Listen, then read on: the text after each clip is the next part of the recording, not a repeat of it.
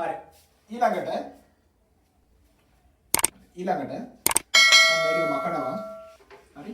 අවශ්‍ය කට්ටිය වීඩියෝ එක නතර කරලා ලියා ගන්න. හරි. අපිට තව වැදගත් වෙන සමීකරණයක් තියෙනවා භෞතික විද්‍යාවේදී බයෝ කරන මැක්ස් කරන කට්ටිය වැදගත් තියෙනවා. බයෝ කරන කට්ටිය විශේෂයෙන්. හරි. මැක්ස් කරන කට්ටිය තමයි දන්නවා. හරි. ඒ කට්ටිය කියන්න ඕනේ නැහැ. හරි.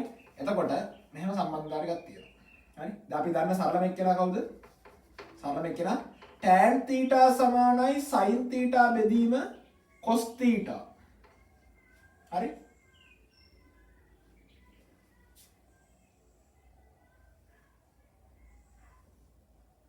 මේ අපි දන්නේ.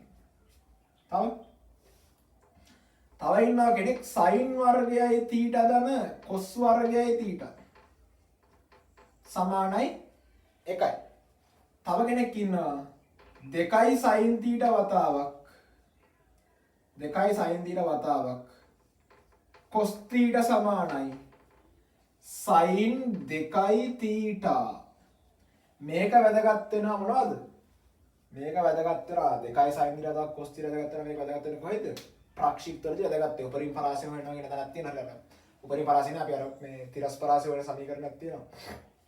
ඒ සමාන ut කියන අර කාලයයි මේ සාමාන්‍ය කාලය ප්‍රවේගය යුක්ත කරලා අපි ගත්තී මේ වගේ සම්බන්ධතාවයක් කියලා. ඒකට එතෙන්ට අපි sin 2 theta කියලා ගන්න පුළුවන්. හරි. හරි. ඊළඟට sin 180 ඍණ theta sin 180 ඍණ theta සමානයි sin theta. හරි. sin 180 ඍණ theta සමානයි sin theta. ඊළඟට cos 180 ඍණ theta සමානයි ඍණ cos theta. ඍණ cos theta. ඍණ cos theta. හරි. ඍණ cos theta. හරිද? තව ඉතින් සම්බන්ධතා තියෙන නමනවා තව සම්බන්ධතා තියෙනවා. මේවා නම් ඉතින් මේ බයෝ කරන කට්ටිය වැඩක් නෑ. මේවා මැක්ස් කරන කට්ටිය වැදගත් වෙන්නේ. මම පොඩියට ලාවට කියන්නම්. හරි. එතකොට මම ගන්නක් මොනවද මේ sec theta කියලා කියන්නේ මොකද්ද? එකයට cos theta ට. ඊළඟට cosec theta කියන්නේ මොකද්ද? cosec theta කියන්නේ එකයට sin theta ට. ඊළඟට cot theta කියන්නේ මොකද්ද? එකයට tan theta වලට. ඔහොමම සම්බන්ධතාවයකුත් තියෙනවා. අපිට වැදගත් නැහැ කියන්නේ මේ භෞතික විද්‍යාවේ භාවිතය යන්න අපි උසස් පෙළ අපි මේ කතා කරන භෞතික විද්‍යාව මේ සම්බන්ධතාවල භාවිතයක් කොහෙත්ම නැහැ. මේ නිකම්ම මම මේ තුනක් කිව්වේ. හරි. මේ ටික පොඩ්ඩක් අපි දැනන් ඉන්න. හරි. මේ කතා ටික පොඩ්ඩක් අපි දැනන් ඉන්න ඕනේ. හරි. දැනන් සිටි යුතු කතා ටික මම ඔය කිව්වේ කට්ටිය. හරි. හරි. ඔය ටික සඳහන් කරගන්න ළමයි පඩස් ගාලා වෙලා ගන්න නැතුව. හරි. දාගන්න ළමයි වෙලා ගන්න නැතුව. හරි. වැඩි වෙලාවක් ගන්න මෙපා. ඉක්මනට දාගන්න. ඉක්මනට දාගන්න ළමයි.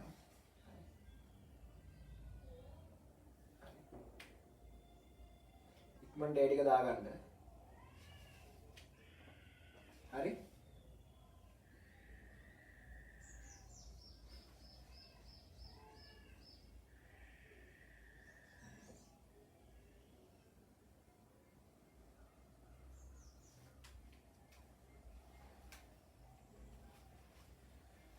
හරිද? මේ ටික දාගත්තද? හරි. මේ ටික තමයි අපිට වැදගත් වෙන සමීකරණ. එතන මම මේ ටික මකනවා දැන්. හරි. තව සමීකරණයක් ඕන නම් ඔයාලට දෙන්නම්. හොඳයි කියලා සමීකරණයක් තියෙනවා. මේකත් ලියා ගන්නකො ඕන. මේකත් ලියා ගන්න කමන්නේ. sin 90 ධන theta සමානයි cos theta. ඈ sin 90 ධන theta සමානයි cos theta. හරි. මේ සම්බන්ධතාව ටික මේ ටික දාගන්න. මේකත් කවන්න මේකත් එක්ස්ට්‍රා දාගන්න කවන්නේ. හරි. එක්ස්ට්‍රා කියන්නේ එකක් දාගත්තට ප්‍රශ්නයක් නැහැ. sin 90 ධන theta සමානයි cos theta කියලා දාගන්න පුළුවන්. එතකොට මේ සම්බන්ධතාව ටික වැදගත් වෙනවා. මේ ටික අපි දාගන්න. හරි. හරි. මම කාලේ දුන්නා ඇති වෙනකන්. හරි. අපි දැන් අමු ඊළඟට කොහොමද මේ sin වක්‍ර cos වක්‍ර එන්නේ කියලා බලන්න. හරි. මම මකනවා. එතකොට ඒක මකපුවට පස්සේ මොකද වෙන්නේ? බලමු. එතකොට බලමු. හරි. එතකොට මම ගහනවා මෙහෙම ප්‍රස්ථාරයක්. හරි. මම ගහනවා ප්‍රස්ථාරයක් මේකේ තීටත් එක්ක sin තීටා. හරි. තීටත් එක්ක sin තීටා. එතකොට sin බිඳුව. මෙතන මම ගන්නවා අංශක බිඳුව. හරි. අංශක බිඳුව. අංශක 30 අංශක 45 ඔහම නෑ මාංශක 30 ගන්නවා මොකද නැත්තම් මෙහෙම කරමු මෙතන ගන්නවා මම අංශක 90 වගේ මේ හරි අංශක 90 වගේ ගන්නවා. හරි. 30 දී කීයක් තියෙන්නේ? භාගයක් වගේ. 0.5ක් වගේ. sin බිඳුව බිඳුවයිනේ. හරි. ඊළඟ මම ගන්නවා එක මේ වගේ. හරි. හරි. එක මේ වගේ. එක මම ගන්නවා මේ හරියම. හරි. හරි.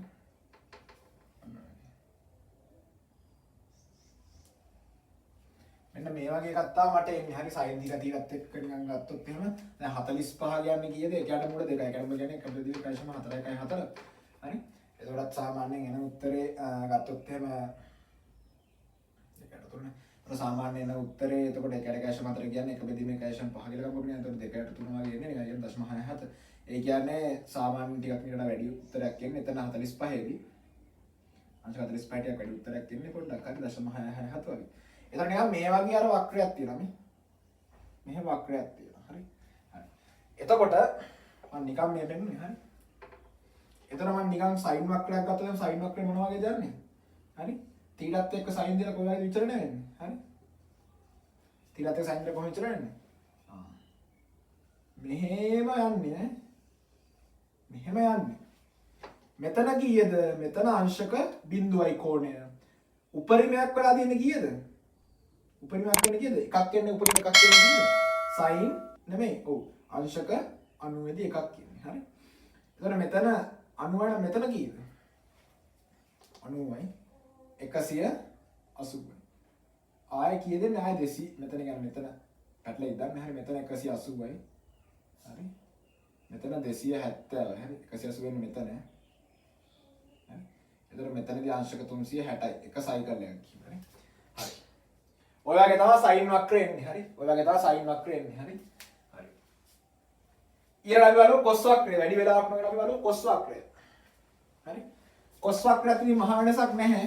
cos වක්‍රය කොහොමද එන්නේ? cos වක්‍රය කොහොමද එන්නේ කියලා බලුවොත් එහෙම. cos වක්‍රය බලුවොත් අපි කොහොමද එන්නේ කියලා. මම නිකන් අඳිනවා මෙහෙම පොඩි ප්‍රස්තාරයක් තීටත් එක්ක cos theta. හරි. පටන් ගන්න කීයද ළමයි? බිඳුවෙන් 30 ගන්න 45 90 වගේ ගන්න. හරි. මම දන්නවා cos බිඳුව කියන කෙනා එකයි maximum. හරි. cos බිඳුව එකයි cos 90 නැත්නම් අංශක 90 cos කීයද? cos වලින් 90 ගත්තොත් කීයද? බිඳුවයි නෙන්නේ. ඒතර මේ වගේ. අඩු වෙන කලාවක් තමයි තියෙන්නේ. හරි. cos 30 කියන්නේ මූල තුන බෙදීම 2යි. මූල තුන කියන්නේ 0.88යි.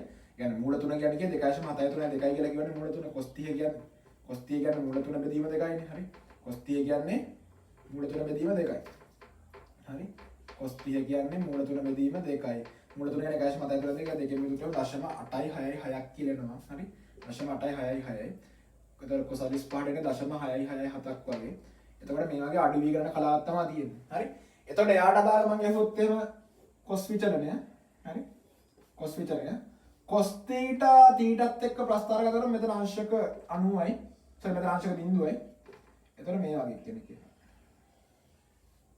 හරි. අංශක 90 දී බිඳුව. 180 270 360 cos වක්‍රය වගේ විචලනයක් තියෙන 360. හරි. එතන මතක තියාගන්න මේ අර ඉස්සෙල්ලා අපිට ආවනේ sin වක්‍රය. sin thetaත් එක්ක අර theta වක්‍රයක් ආවේ මෙහෙම. හරි. ලස්සන කොහොම කෙනෙක් ආවේ. මෙයා නිකන් මොන වගේද? හා? ඕඩවල කාලේ මෙයා හිටියා නේද තරංගය අර තරංගයක හැඩය කියලා පෙන්නපි. තරංගයක හැඩය කියලා පෙන්න මතක තරංගයක හැඩය. අන්න ඒ වගේ තමයි මෙයා. හරි.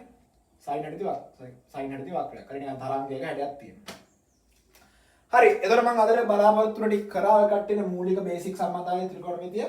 හරි. අපි ඊළඟ වීඩියෝ එකෙන් හම්බෙමු. මොන සුබ දවසක්. හරි.